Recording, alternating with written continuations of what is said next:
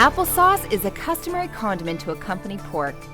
Ontario pork with apples takes this coupling to the table in a new way, with tart apples lending their flavor to this stew-like dish. Kimberly Green, home economist and registered dietitian, is here to prepare Ontario pork with apples for us today.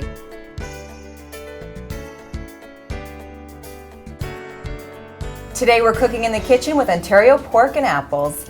Kimberly, before we get into the recipe, what cut of meat are we using today? Well, for the pork and apples, you need pork cubes. So what we did is purchased just a pork roast. You can buy a sirloin or a loin roast and then cut it up yourself, and it's a little bit cheaper that way. I see you can buy the bigger piece of pork. How can I use this and not waste it over several meals? Yeah, you often find the half loin or loin, and it can be either vacuum packed or in a tray like that, and it's usually very inexpensive. So you can cut it up and freeze it into different things like chops or roasts, or even cut up the cubes in preparation for this recipe. So I see you've already cubed the meat. What do we do next? So next you put your pork cubes in a baggie with flour and mix it around. Just coat the pork cubes with flour. That'll make browning the pork a little bit easier, and it'll also give the final product a bit thicker consistency, like a stew. So you just put the pork cubes in the skillet with about a tablespoon of oil and half a teaspoon of pepper.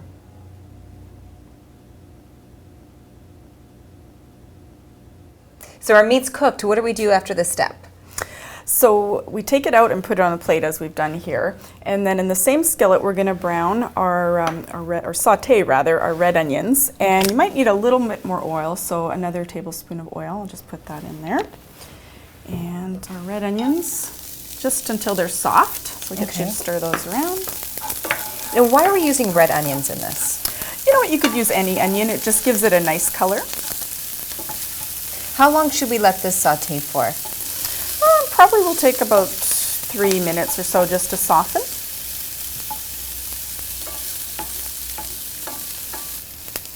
So now that our onions are soft, we're going to add the rest of our ingredients. And this is apple cider, 1 cup. A cup of low sodium chicken broth.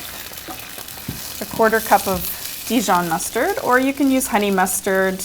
And also the apples that we've used these are Granny Smith. Does it matter what type of apples we're using?